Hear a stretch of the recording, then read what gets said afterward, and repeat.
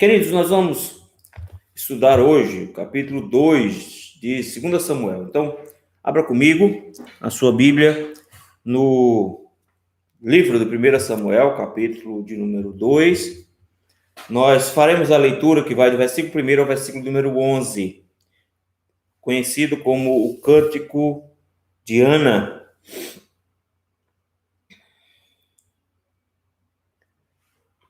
1 Samuel, capítulo 2, versículos de 1 a 11, nos diz assim a palavra do Senhor. Então orou Ana e disse: O meu coração se regozija no Senhor, a minha força está exaltada no Senhor, a minha boca se ri dos meus inimigos, porquanto me alegro na tua salvação. Não há santo como o Senhor, porque não há outro além de ti, e rocha não há nenhuma como o nosso Deus. Não multipliqueis palavras de orgulho, nem saiam coisas arrogantes da vossa boca, porque o Senhor é o Deus da sabedoria e pesa todos os feitos na balança. O arco dos fortes é quebrado, porém os débeis, cingidos de força. Os que antes eram fartos, hoje se alugam por pão, mas os que andavam famintos não sofrem mais fome. Até a estéril tem 7 filhos, e as que tinham muitos filhos perdem o vigor. O Senhor é o que tira a vida e a dá, faz descer à sepultura e faz subir. O Senhor empobrece e enriquece, abaixa e também exalta. Levanta o pobre do pó e desde o monturo exalta o necessitado, para o fazer assentar entre os príncipes, para fazer herdar o trono de glória, porque do Senhor são as colunas da terra, e assentou sobre elas o mundo. Ele guarda os pés dos seus santos. Porém, os perversos emudecem nas trevas da morte, porque o homem não prevalece pela força. Os que contendem com o Senhor são quebrantados. Dos céus troveja contra eles. O Senhor julga as extremidades da terra. Dá força ao seu rei, e exalta o poder do seu ungido. Então Elcana foi se Ramá à sua casa, porém o menino ficou servindo ao Senhor perante o sacerdote Eli. Vamos orar mais uma vez? Meu Deus, que bom, Senhor, é podermos parar um pouco na nossa rotina. Que bom, Senhor, é saber da sua sabedoria e do seu cuidado para conosco, em nos reservar esse dia. Um dia, meu Pai, que é deleitoso, que é abençoador para nós. Um dia que nós não precisamos estar preocupados com os nossos trabalhos, com os nossos afazeres, mas é um dia para descansarmos no Senhor, para realizarmos a Tua obra. Senhor, como nós precisamos desse descanso, de mudar a mente um pouco, de desaparecer. Muito obrigado, Senhor, porque o Senhor foi sábio e muito generoso conosco quando reservou esse dia para nós, para que pudéssemos, ao Senhor, dedicá-lo completamente a Ti. Nesse momento, Senhor, temos a Tua palavra aberta diante dos nossos olhos. E também, Senhor, temos a convicção da nossa incompetência em entendê-la. Por isso, Senhor, abre os nossos olhos, nosso entendimento, para que possamos compreender a Tua palavra e assim, Senhor, tirarmos lições para a nossa vida, para o nosso dia a dia. Dá-nos graça, Senhor, nesse sentido. Fala conosco hoje de manhã, no nome santo de Jesus Cristo, que nós te rogamos. Amém. Queridos, às vezes passamos por momentos difíceis, passamos por aflições, por momentos bem complicados. O mundo geralmente reage a esses momentos difíceis, aos sofrimentos, questionando a Deus. Eles ficam perguntando onde Deus estava quando isso aconteceu e assim por diante. Os cristãos não. Nós conhecemos o nosso Deus. E nós sabemos que o nosso Deus conduz todas as coisas, que Ele rege todas as coisas, que Ele comanda todas as coisas. Mas Nem sempre é fácil discernirmos o que é que Deus está querendo quando Ele nos permite passar por um momento difícil, por um momento de aflição. Eu creio que a maior dificuldade em enfrentar momentos difíceis na vida é justamente discernir o que é que Deus está querendo fazer. Porque no momento que nós estamos passando por aquilo, a dor e a tristeza nos assaltam de tal maneira que nós ficamos com a mente nublada e não conseguimos compreender de forma adequada. Mas quando nós olhamos para as Escrituras e vemos pessoas que já passaram por situações difíceis, que já passaram por angústias e sofrimentos, e que o Senhor atendeu a essas pessoas, e que elas aprenderam algo no final disso tudo, é que nós, olhando para isso, nós podemos, mesmo em meio aos sofrimentos, mesmo em meio às angústias, nós podemos discernir a vontade do Senhor em meio a isso tudo, descobrir o que Deus quer nos ensinar quando nós passamos por todos esses momentos difíceis. E Ana foi alguém que passou por isso. O livro de 1 Samuel, a gente já viu, vai se dividir em 3 blocos.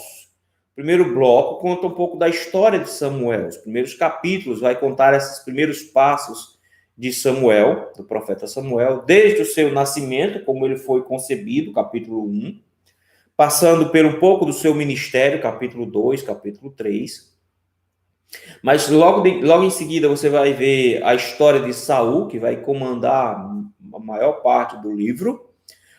No meio da história de Saul, nós temos o início da história de Davi, que vai se concretizar toda no seu reinado no segundo livro. Então, ele vai ser aquele que vai fazer a transição entre o período dos juízes, que nós vimos nos últimos meses, um período que Israel estava passando por muitas dificuldades, principalmente pela ausência de um conhecimento bíblico adequado. E quando nós formos ver a semana que vem a família do sacerdote Eli, nós vamos entender porque que Israel estava naquela situação toda, nós vamos entender porque fica muito claro como é que Israel chegou no fundo do poço, como chegou nos textos que nós vimos lá no final do livro dos Juízes. Mas o que nos traz alento é que, em meio a toda aquela confusão que existe ali, em meio a toda aquela bagunça, o Senhor levanta famílias que ainda temem ao Senhor, como é o caso, por exemplo, da família de Ruth, que mesmo sendo uma moabita, não sendo de Israel, se casa com um homem piedoso da região de Israel, chamado Boaz, e de onde virá aquele que será o grande rei de Israel, Davi. E aí nós nos deparamos com essa outra família também, de um homem chamado Elcana, da região de Ramá, região montanhosa de Efraim. Nós já vimos, na semana passada, que, ao que tudo indica, Elcana era um levita. Nós vimos que os 2 últimos capítulos, as 2 últimas histórias do livro de Juízes, contam a história de 2 levitas. Ambos têm uma relação muito próxima entre Belém e a região montanhosa de Efraim. E o último, inclusive, o último dos levitas, ele vem justamente da região montanhosa de Efraim. E aqui nós temos, de novo, provavelmente um levita da região montanhosa de Efraim, que tem 2 esposas. Ele provavelmente tem 2 esposas justamente porque uma delas, chamada Ana, ela é estéril, ela não pode ter filhos. E ele, por isso mesmo, ele tem uma segunda esposa chamada Penina, e Penina tem muitos filhos, e Penina azucrina o juízo de Ana, de forma que ela é a causadora de acréscimo de sofrimento. Então, o capítulo 1 é basicamente angústia, sofrimento, tristeza, aflição. É isso que é a vida de Ana. O dia em que eles vêm para Jerusalém para cultuar, que deveria ser um dia de festa diante do Senhor, é um dia sempre de tormento, de tristeza. Ela não consegue sequer comer. E por isso mesmo, o primeiro capítulo é um capítulo recheado de lágrimas.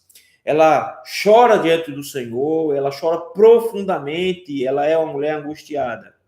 Mas o capítulo 1 termina com o Senhor concedendo a Ana uma vitória, uma bênção, que é o fato de que ela foi ouvida pelo Senhor e recebe da parte de Deus a bênção de poder ter um filho, que será exatamente Samuel. E ao mesmo tempo que o Senhor concede uma graça para Ana, o Senhor também concede uma graça para o próprio Israel, porque Israel seria abençoado pela vida de Samuel. E aí, então, ela faz um voto, uma promessa. O voto dela é que o menino seria nazireu. Então, da mesma forma como Sansão, e Samuel também seria o nazireu, não deveria tocar em cadáver, não deveria tomar vinhos, não deveria cortar o cabelo, seria completamente consagrado ao Senhor. E ele seria devolvido ao templo após o período de desmame. E aí nós temos aqui, a partir do versículo 24 do capítulo 1, a devolução. Eles levam a criança para Jerusalém depois de 3 anos. Imagina você deixar uma criança de 3 anos numa creche. Já é ruim, já é angustiante. Chega a ser essa mulher aqui vai deixar essa criança no templo, entregar para um sacerdote, que nós vamos ver que a família era uma bagunça, entregar uma criança de 3 anos e voltar para casa. Eles entregam, ela lembra para Eli de que ela era aquela mulher que orava, que chorava por um filho, ali estava o filho, e ela estava devolvendo ao Senhor. E aí você pensa, pronto, agora é hora de uma choradeira sem limites, porque essa mulher está se acabando por ter deixado o filho de 3 anos, que ela tanto chorou para ter, para deixar agora no templo. Mas impressionante, porque ao invés de nós termos uma família desesperada, porque precisa cumprir uma promessa, poder estar deixando uma criança de 3 anos no templo, nós temos uma família adoradora. O texto vai nos dizer que eles adoraram ao Senhor no versículo número 28. Eles devolveram a criança e adoraram ao Senhor. Ao invés de termos uma mãe desesperada chorando, ela começou o capítulo 1 desesperada chorando. Nós temos uma mulher que canta no capítulo número 2. E essa oração que Ana faz no capítulo número 2, em forma de poesia, nos mostra como Ana foi abençoada passando por esse processo de sofrimento. De como Ana foi abençoada pelo Senhor, não só em receber a resposta positiva da sua oração, mas de como ela foi abençoada até mesmo em sofrer debaixo dos pés de Penina. E de como ela viu isso, de como ela enxergou isso, de que os sofrimentos que vieram sobre ela foram bons no final das contas, porque a instruiu na forma como ela enxerga o Senhor, a instruiu na maneira como ela se apresenta na presença de Deus. O texto que nós acabamos de ler, de 1 Samuel, capítulo de número 2, ele tem uma semelhança fantástica com outros 2 cânticos. Nós vamos ter lá no capítulo 22 de 2 Samuel, o cântico de Davi, que vai ter um teor muito parecido com esse, que é o Senhor exaltando aqueles que têm condição humilde, e esse tema, que é o Senhor exalta os humildes, vai se repetir também lá no capítulo 1 de Lucas, a partir do versículo 46, quando Maria vai fazer uma oração pelos mesmos moldes, também se colocando como aquela que é a humilhada, como aquela que está em meio a uma baixeza, que está em meio a uma humilhação, mas que também é exaltada no meio desse processo. É impressionante porque esses temas eles são recorrentes em orações e cânticos, exatamente por meio de pessoas que descobriram quem Deus é em meio aos sofrimentos pelos quais passaram. Vamos ver como é que Ana responde aos seus sofrimentos aqui no texto de 1 Samuel, capítulo 2, do versículo 1 ao versículo 11. Primeiramente, eu quero que você note aí o texto. É um cântico, é um poema, vocês já viram isso? Então, ele é estruturado no formato de uma poesia hebraica. Mas o texto começa no versículo 1 dizendo que Ana orou. Então, não é somente uma questão de cântico, é uma oração também. E se tem uma coisa que Ana faz, é justamente orar. Aqui no caso em específico, para vocês não terem uma ideia, no livro vai ser aparecido 11 vezes a ideia de orar. E só de Ana são 5 vezes. Se você voltar lá atrás, versículo número 10, vai dizer que Ana, versículo 10 diz assim, levantou-se Ana e com amargura de alma orou ao Senhor. Logo, cara, Ana foi lá e orou. Se você for para o capítulo, o versículo de número 12, diz assim, demorando-se ela no orar perante o Senhor, passou ali a observar-lhe o movimento dos lábios. Segunda vez, está lá Ana orando. Se você for para o versículo de número 26, ela está lá dizendo, eu sou a mulher que aqui esteve contigo orando ao Senhor. Versículo número 27. E por este menino eu orava. Aí você chega agora no capítulo 2, ela estava orando. Isso é porque ela enfrentou muitas angústias, ela enfrentou muitos sofrimentos. E nós descobrimos na semana passada que a maneira como nós temos de enfrentar os sofrimentos é justamente em oração. Que oração é o meio pelo qual o Senhor nos tira a nossa ansiedade. Ela disse que estava ansiosa. E a forma como o Senhor nos tira a ansiedade é exatamente por meio da oração. O apóstolo Paulo vai dizer isso. Que nós não devemos andar ansiosos, mas nós devemos colocar tudo na presença do Senhor em oração. E Ele vai nos dar uma mente pacificada, que é a paz de Deus, que ultrapassa o nosso entendimento, vai guardar a nossa mente e o nosso coração. Ana está aqui, mais uma vez, orando. E de novo o texto diz que ela está orando. A pergunta que nós fazemos é que tipo de oração ela está fazendo? Poderia ser uma oração de tristeza, uma oração de lamento, por ter que deixar o filho ali, mas não. Essa é uma oração de alegria. Ela vai dizer isso no final do versículo 1, eu me alegro.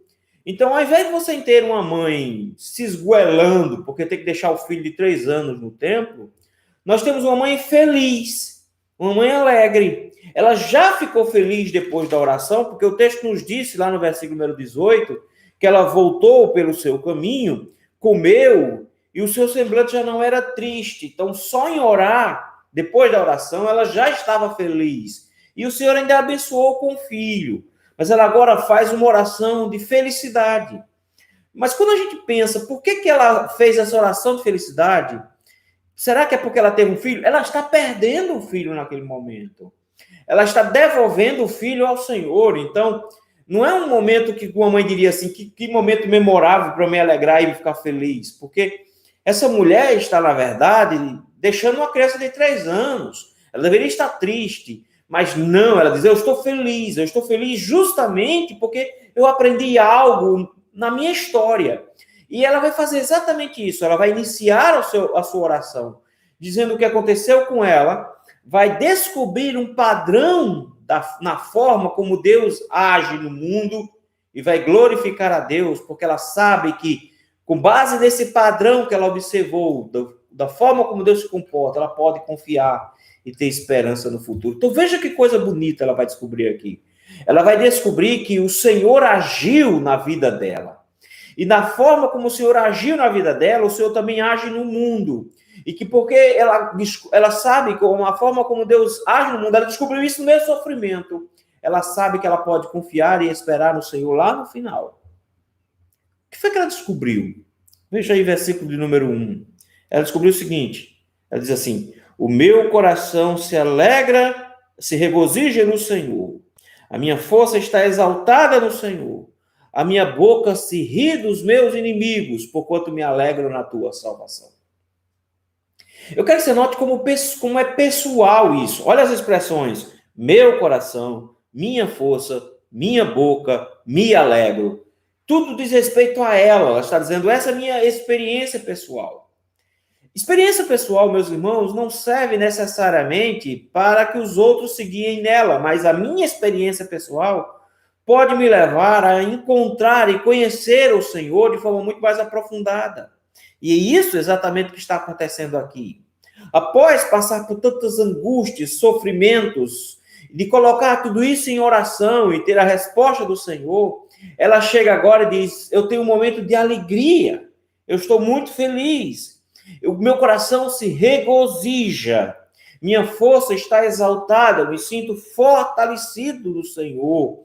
A minha boca está rindo, ela está dizendo, eu estou com um sorriso de orelha a orelha. Uma mulher que passou por tantas angústias, ela chega agora e diz, eu tenho motivos de alegria, eu tenho motivos de regozijo, o meu coração está feliz, eu estou revigorada e eu estou com a boca que é um sorriso de orelha a orelha. Ela termina o versículo dizendo, porquanto me alegro na salvação do Senhor. Qual é a base, a grande base da alegria de Ana? A base da alegria de Ana é que o Senhor a salvou, que o Senhor atendeu a oração dela e que o Senhor se ergueu para corrigir as situações que estão ao seu redor. Eu acho isso aqui fantástico, porque ela agora chega e diz, eu descobri algo fantástico, eu descobri algo especial, o Senhor se levanta para nos salvar. Quando nós, em meio às nossas aflições, oramos ao Senhor. Não existe coisa melhor na vida, meus irmãos, do que ter a oração respondida pelo Senhor e essa convicção de que o Senhor está conosco. Ela chega agora e diz, eu estou feliz, eu estou muito feliz. Não porque está deixando uma criança, não porque está deixando um filho no templo. Ela está feliz porque ela descobriu como o Senhor age no mundo para salvar os seus servos. Ela descobriu isso. Como é que a gente sabe que ela descobriu isso? Versículo número 2. Versículo número 2, ela diz o que ela descobriu em matéria de salvação da parte de Deus. Ela diz o que ela descobriu do Senhor. O Senhor se revelou a ela. Veja que coisa bonita, versículo número 2, ela descobriu, não há santo como o Senhor, porque não há outro além de ti, e rocha não há nenhuma como o nosso Deus. As aflições de Ana foram boas para ela. Foram boas porque em meio às aflições, ela foi conduzida, levada para a presença de Deus.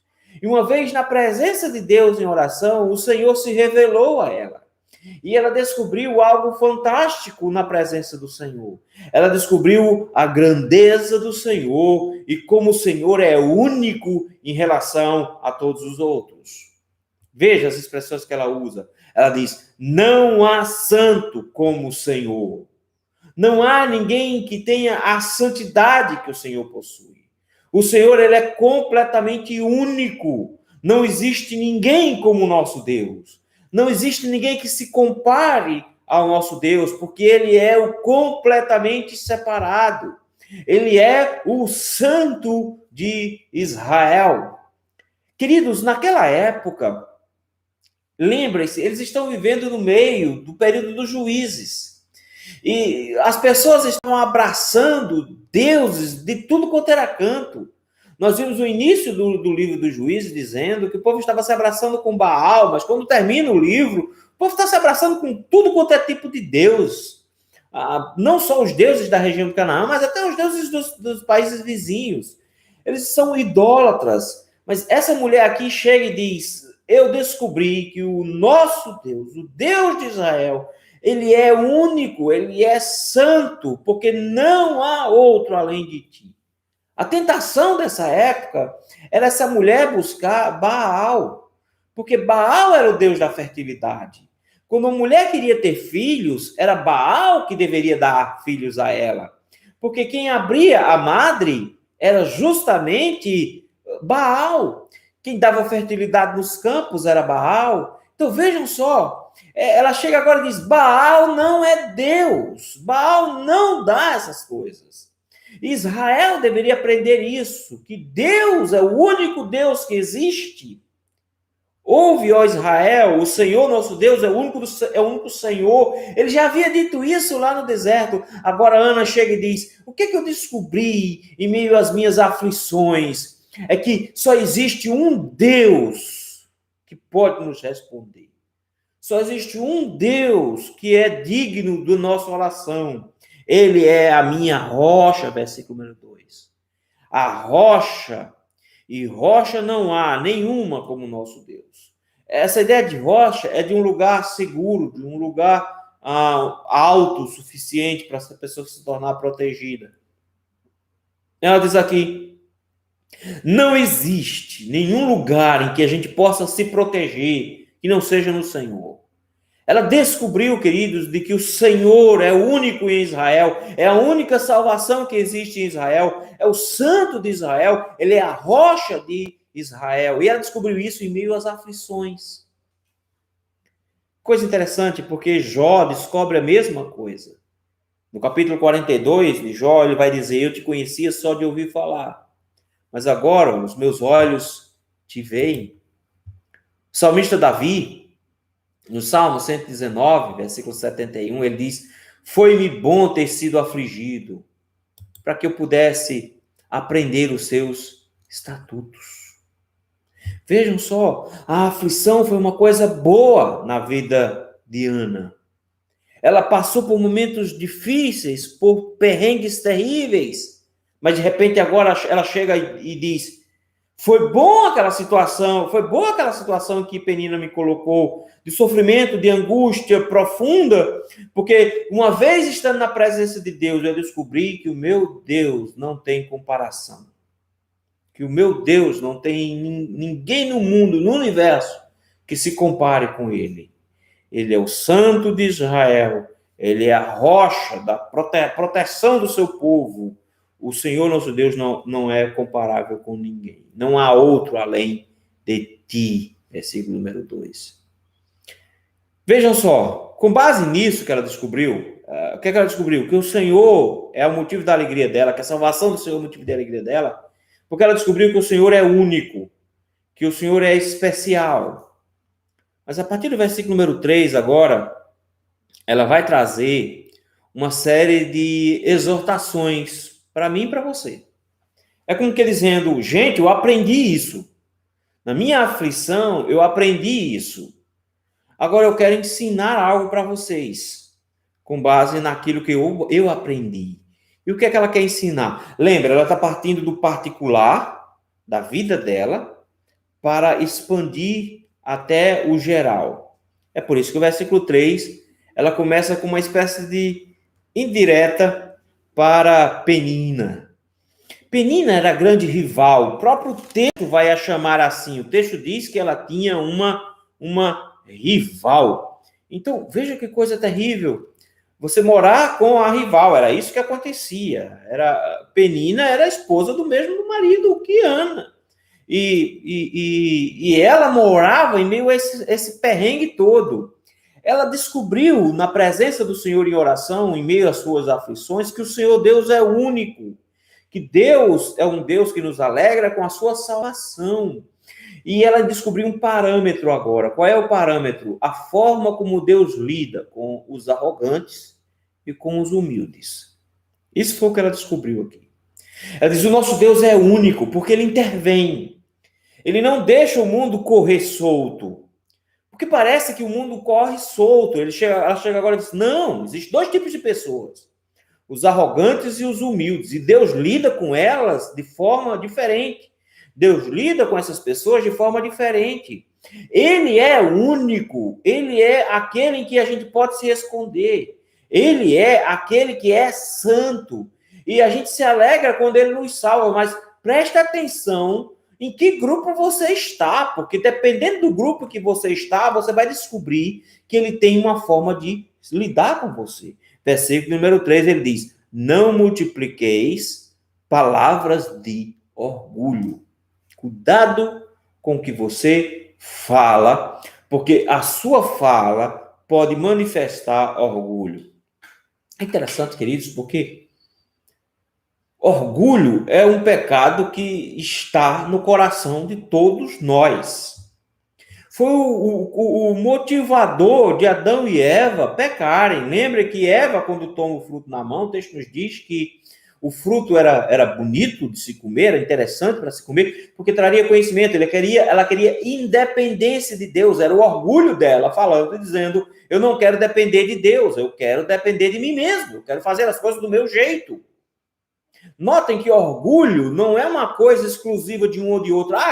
Fulano de tal é orgulhoso. Não, todos nós somos orgulhosos. Orgulho está em nosso coração o tempo todo. Nós estamos sempre lidando com o nosso orgulho. Mas ela chega agora e diz: cuidado com o seu orgulho. Cuidado com essa arrogância que você lida, com a qual você lida com as pessoas.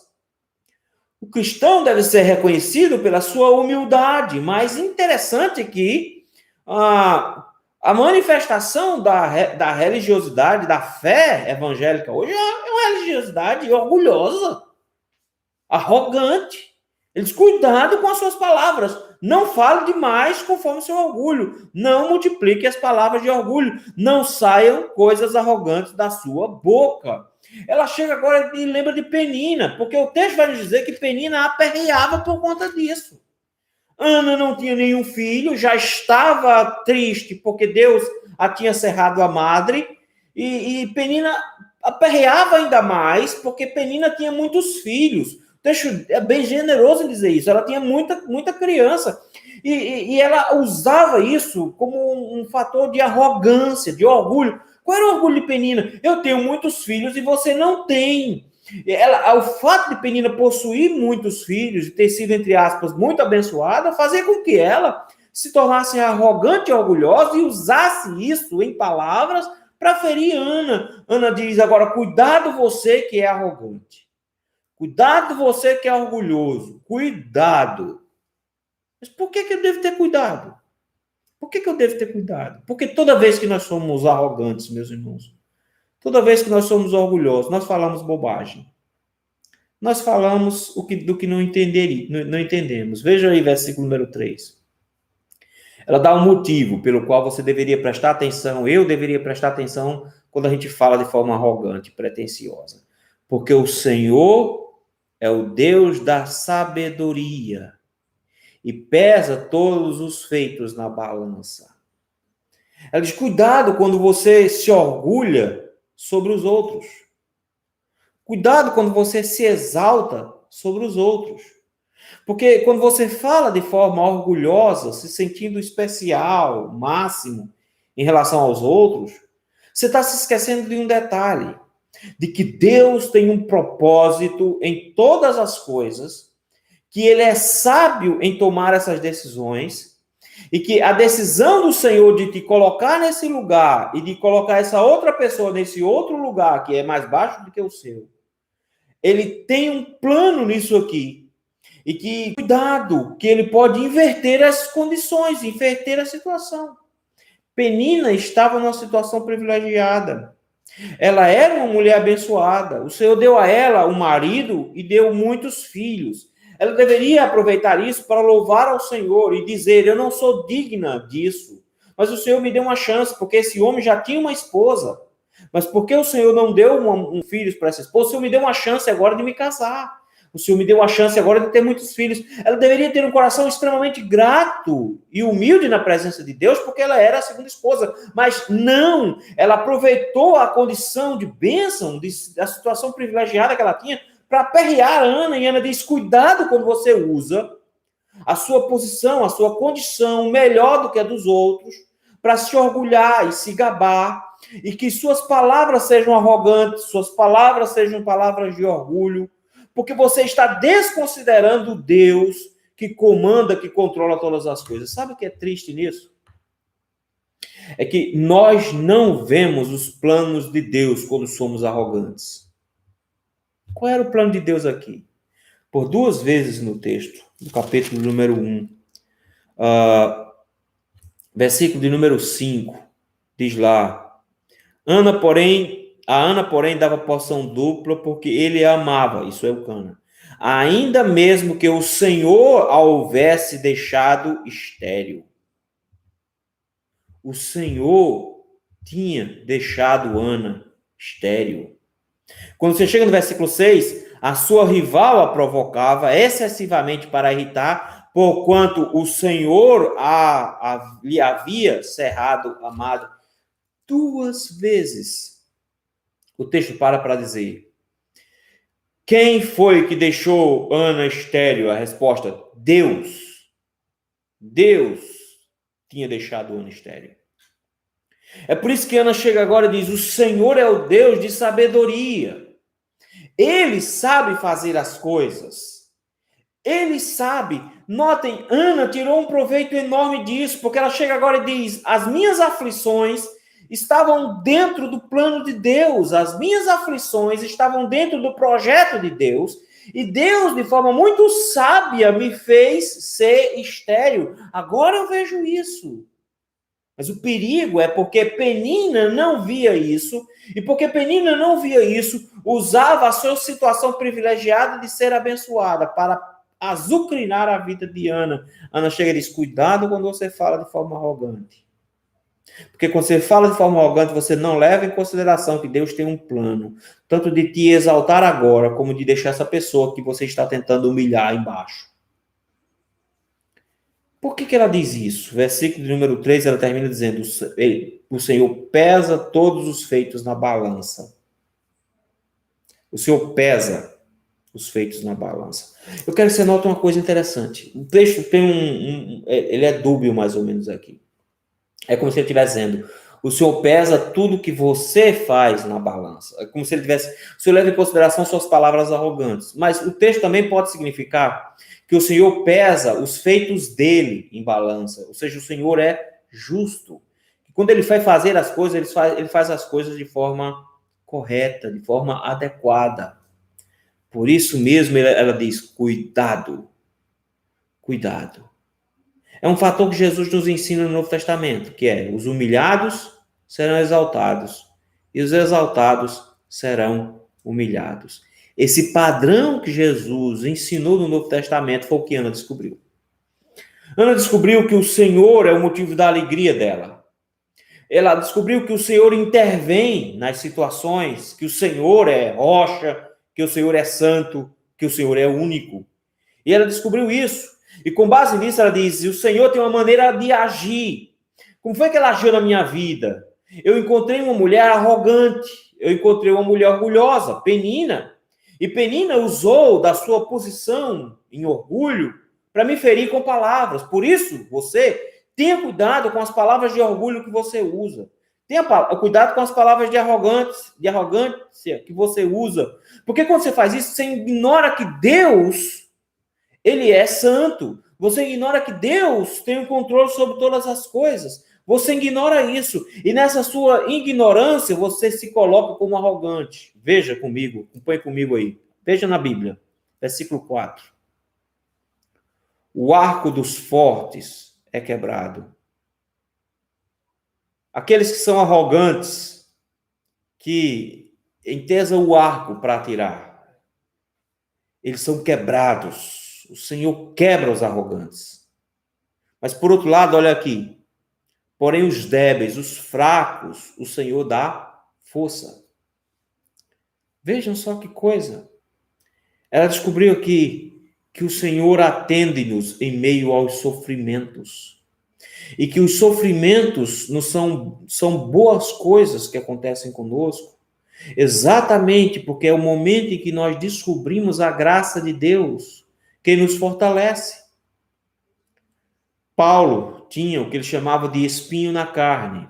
E ele orou por 3 vezes para o Senhor tirar o espinho. E a resposta do Senhor foi não. E o motivo pelo qual o Senhor disse que não tiraria o espinho na carne é porque o meu poder se aperfeiçoa na fraqueza, disse o Senhor para ele. O meu poder se aperfeiçoa na fraqueza. Paulo precisava daquelas angústias, daqueles sofrimentos, para que o poder de Deus se manifestasse a ele em todo o tempo. Paulo precisava ser mantido ali. Paulo vai dizer que teve experiências fantásticas, de ver coisas que ninguém pode descrever. Mas em meio a tudo isso, Paulo diz: o Senhor me mantém lá embaixo, me mantém humilde. Como? Me mantendo em sofrimentos. Vejam, meus irmãos, que os sofrimentos na vida do crente são para manter os crentes humildes. Ana disse, eu descobri isso, que o Senhor abate os arrogantes, que aqueles que são fortes, o Senhor tira força, e aqueles que são fracos, o Senhor dá forças. Olha o padrão aí, versículo número 5. Os que antes eram fartos, hoje estão sem comida. Ela está falando de Penina. Ela está falando de Penina aqui. Mas ela agora está expandindo como um padrão para o mundo. Ela está dizendo, os que eram fartos, lembrem lá atrás, mesmo que ela recebesse porção dobrada, como se ela tivesse filho, Penina ficava com a maior parte, porque tinha muitos filhos. Aquele que estava farto, hoje se aluga por pão. Olha a continuação. Os que andavam famintos, quem estava com fome, não tem mais fome. Ela termina dizendo, até a estéril tem 7 filhos. Quer dizer que Ana teve 7 filhos? Não, ela está dizendo que tem o número certo de filhos, tem o número completo de filhos, a perfeição em filhos. E a que tinha muitos filhos, perdeu o vigor. Ele chega agora e diz, em que é que você se orgulha? O que é que te leva a achar que você é especial em relação aos outros e faz você se gabar? Porque aquilo que você usa para se gabar é aquele que vai te humilhar. Você se gaba de quê? Para pensar agora. O que é que você tem na sua vida na qual você se gaba?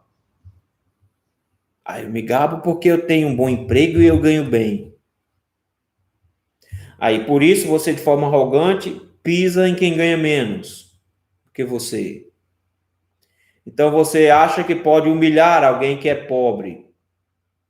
Aí, de repente, o Senhor pega esse pobre, dá inteligência para esse pobre, que vai inventar coisas, que vai trabalhar duro e que vai construir uma empresinha, e que dessa empresinha, a empresinha cresce, a ideia é boa, e de repente ele se torna, em poucos anos, um milionário.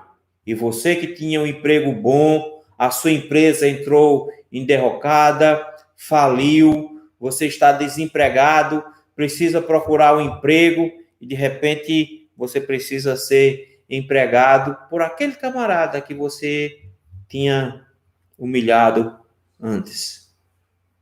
Esse é o padrão. Ele está dizendo, a sua arrogância pelo que você tem é tão absurda porque você pode perder.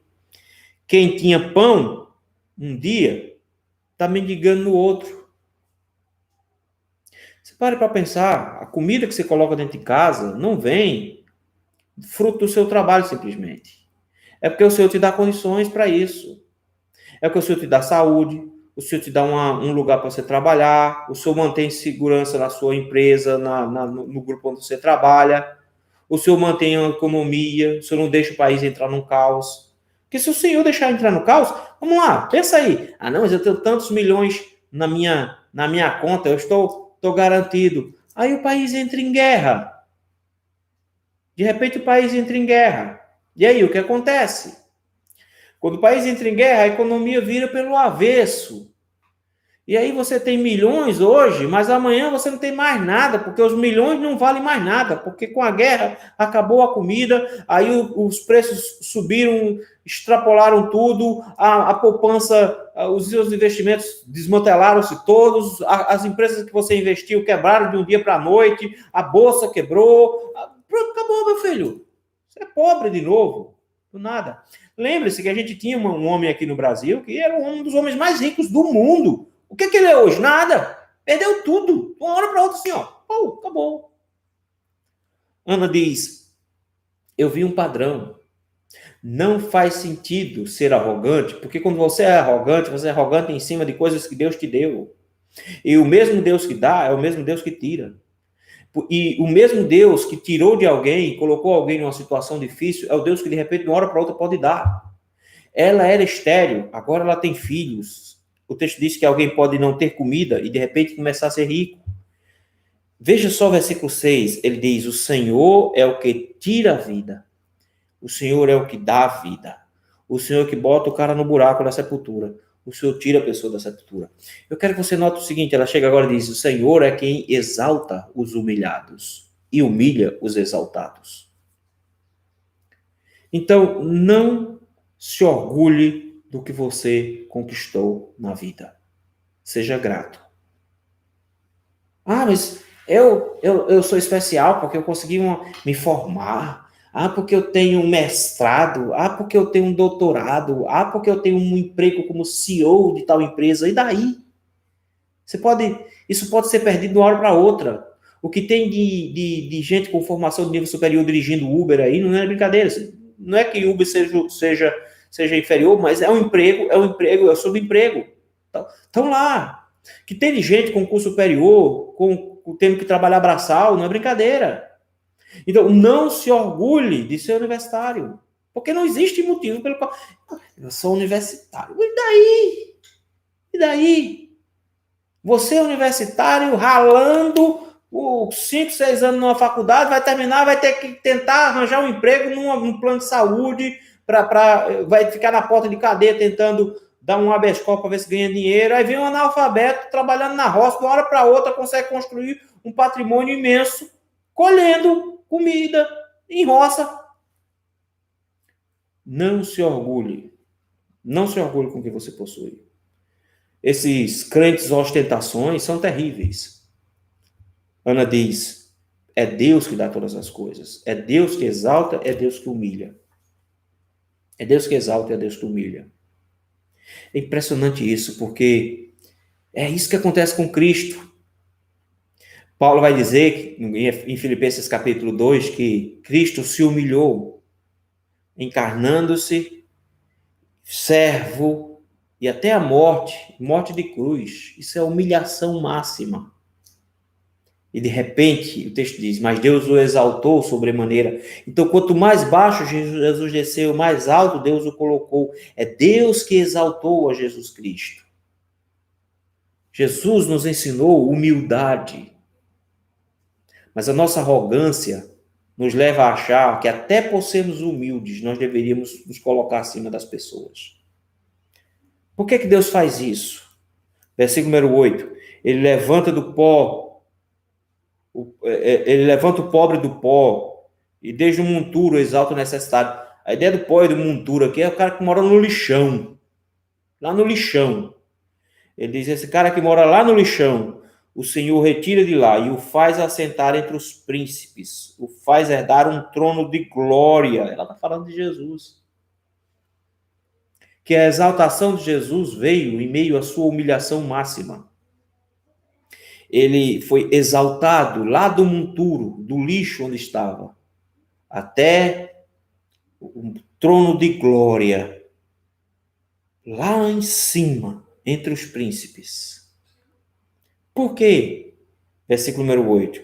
Porque do Senhor são as colunas da terra e assentou sobre elas o mundo. Ela chega agora e diz, porque o Senhor, o motivo disso tudo é porque o Senhor tem direito de fazer assim. Veja que coisa. Deus tem o direito porque ele criou tudo. E como ele criou tudo, ele pode mover todas as coisas. Então ele diz, ele exalta os humilhados e abate os exaltados, humilha os exaltados, justamente porque ele tem direito, porque ele criou todas as coisas. Ele pode fazer isso. Ele fez isso com Cristo. Queridos, não cabe ao crente arrogância, pretensão. Quando os crentes se acham orgulhosos, por exemplo, porque foi eleito, coisa desse tipo, ou porque tem bênção tal, porque Deus deu a ele determinada graça, coisa do tipo. Isso é um estúpido. Porque o Senhor nos lembra de que todas essas coisas são bênçãos de Deus. Eu deveria ser grato a Deus e não usar para pisar os irmãos. Tem um cargo na igreja. Já começa a achar-se o máximo. Não manda nem no cachorro de casa, porque no cachorro de casa quem manda é o cachorro. Mas na igreja, eu sou... que manda. Que isso? Quando foi que ser diácono te torna Uma autoridade tão grande a ponto que você precisa pisar nos irmãos? Quando foi que se tornar um presbítero se tornou alguém tão importante a ponto de você se sentir superior aos irmãos que não são? Quando é que ser um pastor te tornou alguém tão importante a ponto de pisar nos outros, nos irmãozinhos da igreja, de forma arrogante? Vejam, meus irmãos, o Senhor é aquele que abate os exaltados. Por isso, baixa a bola. Baixa a bola. Ana diz, eu vi isso na minha vida. Eu vi Penina com muitos filhos ser arrogante e usar as palavras para me ferir. Eu me vi humilhada, sem filhos, abandonada, sozinha. Mas o Senhor inverteu a ordem. E no final das contas, o que eu vi é que o Senhor, ele é capaz, como o único que ele é, de me dar salvação, me dar condições e me exaltar agora de forma que hoje eu tenho um filho. E Penina está ficando velha a cada dia, está ficando empobrecida a cada dia. Veja, ela diz, se alegre no Senhor. Como é que ela estabelece esse padrão agora para todo mundo? Versículo número 9. Ela expande esse padrão. Porque, afinal de contas, o que ela coloca aqui é que aqueles que se humilham diante do Senhor, o Senhor exalta. Mas aqueles que querem ser arrogantes diante das pessoas, o Senhor tira as bênçãos para que a pessoa seja humilhada. E os santos, e os servos de Deus, versículo 9. Eles, aqueles que são servos do Senhor, o Senhor guarda os pés dos seus santos. Ela está dizendo, não ache que a aflição é uma coisa ruim. Não ache que passar por momentos difíceis. Ah, você está lá no vale, está lá na situação difícil, totalmente humilhado. Isso é bom. Isso é bom porque o Senhor não te deixa cair quando você está no chão. Isso aqui é uma coisa boa. Meu pai uma vez me disse isso e na época eu não entendi direito. Ele disse, isso é uma coisa boa de cair, é que você não tem como ficar mais baixo do que isso. E ele estava certo. Uma coisa boa de que quando você cai é que dali você não passa. Isso é uma coisa que se diz no sertão o tempo inteiro. Menino caiu do chão, não passa. Você já está no lugar mais baixo. Não tem mais. Ele chega agora e diz, o Senhor permite que a gente caia, e no final das contas ele nos lembra de que o Senhor nos guarda os pés. Ele não nos permite que nós pereçamos no chão, que a gente se perca lá. Pelo contrário, veja aí versículo 9. Porém os perversos emudecem nas trevas da morte. O cara que é arrogante, pretensioso, que fala pelos cotovelos de forma arrogante, ele diz, o Senhor vai o calar. Eles serão calados na morte, porque o homem não prevalece pela força. Ela diz, o Senhor é único, ele é completamente poderoso, e não existe homem arrogante que o Senhor não derrube. E por mais rico que ele seja, ele vai morrer. O Senhor vai derrubá-lo. Dizem que o homem mais rico dos Estados Unidos, Rockefeller, quando ele morreu, alguém chegou para o ministrante e perguntou, o que ele deixou? O ministrante disse, ele deixou tudo. Não importa quantos bilhões você tenha na conta, quando você morrer, você deixa tudo. Do que você se torna arrogante? Chegar, de repente, no dia do juízo final e dizer, eu sou bilionário, cadê o seu dinheiro? Ficou lá, você está liso aqui.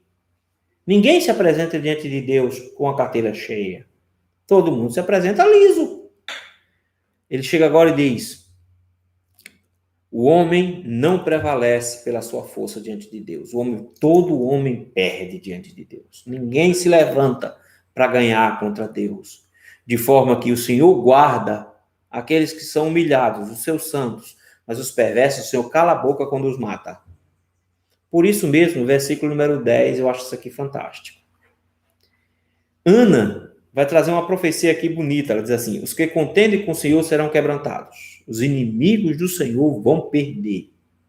Por que isso? Porque no Novo Testamento vai dizer que os arrogantes têm Deus como inimigo. Tiago vai dizer isso. Os arrogantes têm Deus como inimigo. Deus se levanta contra os arrogantes. E quem se levanta contra o Senhor vai se quebrar, será quebrantado, porque tem Deus como inimigo. Toda pessoa, quando age como um arrogante, transforma Deus no seu inimigo. E ele agora chega e diz, o Senhor troveja contra eles. Essa palavra aqui é duríssima. o Senhor se levanta contra essas pessoas. Querido, a gente não está isento disso. Se levantou, o Senhor troveja contra. Assim eram os fariseus, arrogantes, pretensiosos, achavam que eram mais santos do que os outros, que eram especiais, como judeus que tinham muitas graças, e tinham. Mas a arrogância deles os fez se levantar contra Cristo e humilharam a Cristo ao extremo. De forma que, no final das contas, Pedro, quando vai pregar o seu sermão, lá no capítulo 2 de Atos, vai dizer: vocês o humilharam, vocês o mataram, mas Deus o exaltou. Olha que coisa fantástica. Cristo foi humilhado pelos judeus, que de forma arrogante pisaram nele. Mas Deus inverteu a situação, onde Cristo agora tem um nome acima de todos os judeus. É por isso que ele chega agora para os judeus e diz: se arrependam. Se arrependam, se humilhem abaixo de Cristo, porque Deus exaltou a Cristo. E é Cristo que Ana está falando aqui. Vejam aí, versículo número 10. O Senhor julga as extremidades da terra. O Senhor julga todo mundo. O Senhor julga todas as pessoas. Mas eu quero que você note uma coisa aqui. Como é que ela termina? Ela termina assim: dá força ao seu rei. Período dos juízes. Israel não tem rei. Como é que Deus dá força ao rei se Israel não tem um rei? Ana está sendo uma profetisa aqui. Ela está profetizando que Israel terá um rei. Ela está profetizando, em específico, olha o final do versículo 10. Exalta o poder do seu ungido. A palavra ungido é a palavra Messias. É a mesma palavra para Messias. A palavra do Novo Testamento é Cristo. Ela está olhando aqui dizendo: Deus tem um rei humilhado, que será exaltado. O seu poder, o poder desse seu ungido, desse seu Cristo, desse seu Messias humilhado, desse rei humilhado, será tão exaltado, mas tão exaltado que estará acima de todos. Ela chega agora e diz: vai aparecer um rei que terá forças, que será exaltado acima de todo o nome. Esse rei é o ungido de Deus, o Messias de Deus, o Cristo de Deus. Ela chega agora e diz: vai haver um humilhado que será exaltado acima de todos. Ele vai julgar todas as pessoas. E aí o que será da sua arrogância, da sua pretensão, quando você chegar diante de Deus? Vai chegar com um currículo lá? Senhor, eu fiz isso, eu fiz isso.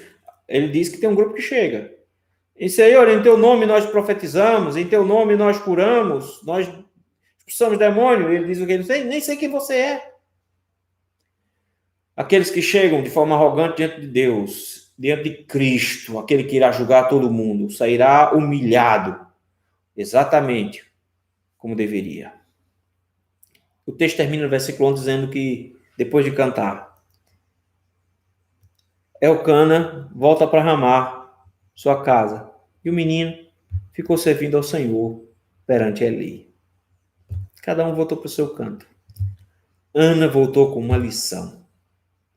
Deus exalta os humilhados e humilha os exaltados.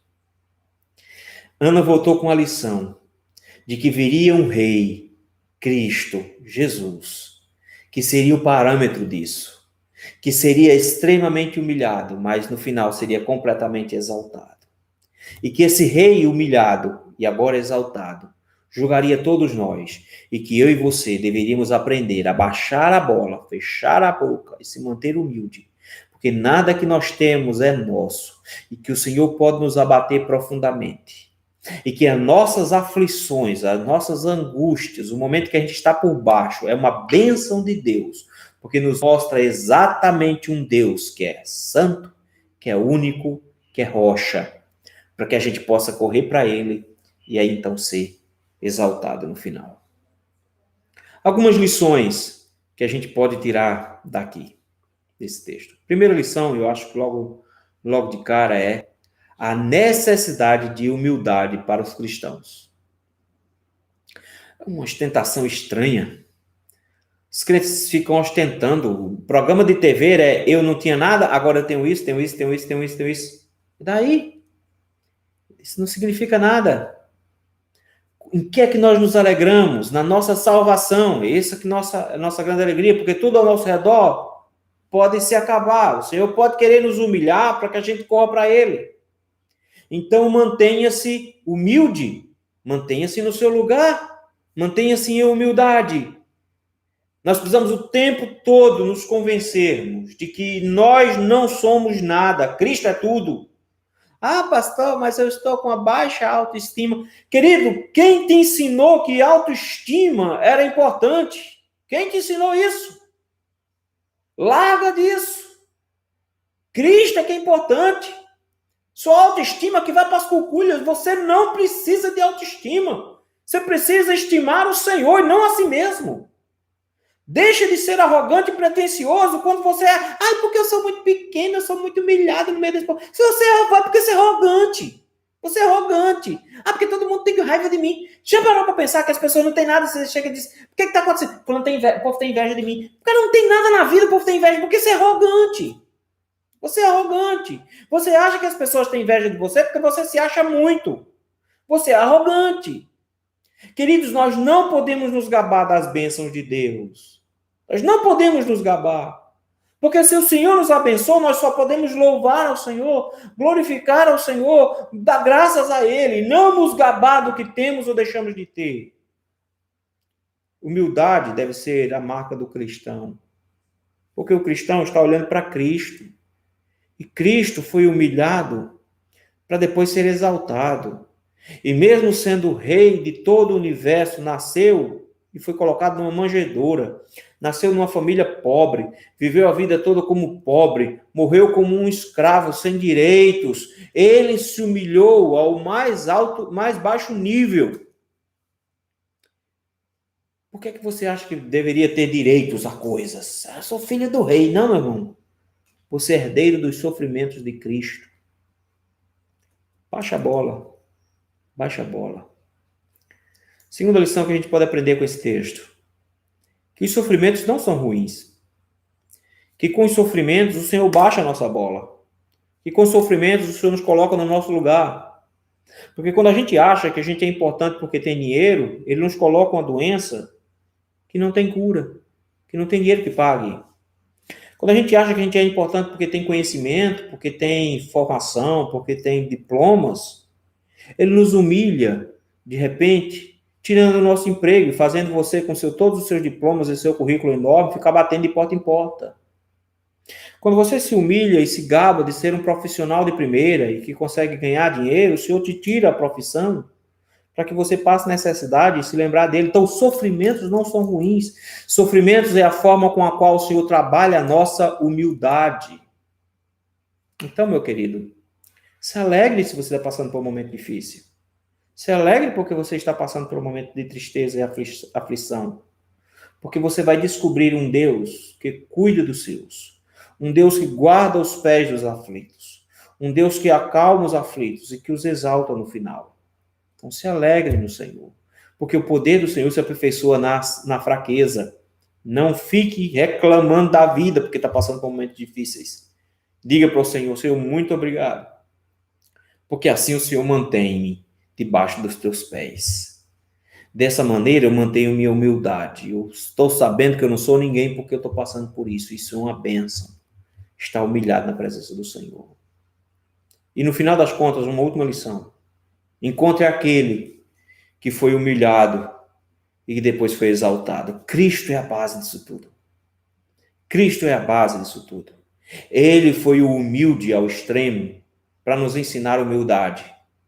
E ele foi exaltado acima de todos para nos lembrar que precisamos esperar no Senhor e somente Ele pode nos exaltar no último dia, porque Ele vai julgar a todos no final. E nós não queremos estar entre aqueles que serão abatidos no final. Nós queremos estar entre os humilhados que serão exaltados por Deus no final. É lá o lugar onde nós temos. Se é para ser exaltado, que seja exaltado no último dia, no dia que Cristo for julgar a todos. Que Ele nos exalte, mas não nós. Não nós. Olhe para Cristo, busque a Cristo, encontre em Cristo o modelo e o parâmetro de comportamento. Renda-se aos pés dele, diga: Senhor, que eu seja humilde como o Senhor, para que o Senhor seja aquele que decida me exaltar no final. Não sejamos arrogantes, meus irmãos. Os sofrimentos vêm até nós para nos ensinar algo. Não é ruim. As angústias, aflições, vêm até nós como bênção de Deus, para baixar a nossa bola, para nos lembrar de Cristo, nos lembrar que quem nos exalta é o Senhor. Minha oração? Que o Senhor baixe a nossa bola hoje. Vamos orar? Senhor, como nós somos arrogantes, meu Pai. Como nós pegamos bênçãos que o Senhor nos dá e transformamos isso em orgulho. Meu Deus, tem misericórdia de nós. Perdoa-nos, meu Pai. Dá-nos graça, para que sejamos, meu Deus, sempre humildes, lembrando que nada temos que vem de nós, mas tudo vem do Senhor. E que se em algum momento nosso coração se erguer, Senhor, para nos exaltarmos diante dos nossos irmãos, Senhor, que o Senhor nos abata, nos derrube, que o Senhor nos tire a arrogância e a força, para que, Pai, sejamos sempre humilhados debaixo dos teus pés. Nos mantenha assim, Senhor. Nos mantém, Senhor, dominados por ti. Nos mantém, Senhor, presos por ti, cativos ao Senhor. Para que, meu Deus, assim sempre humilhados, possamos ser pelo Senhor no final exaltados. É no nome de Cristo que nós te rogamos. Amém.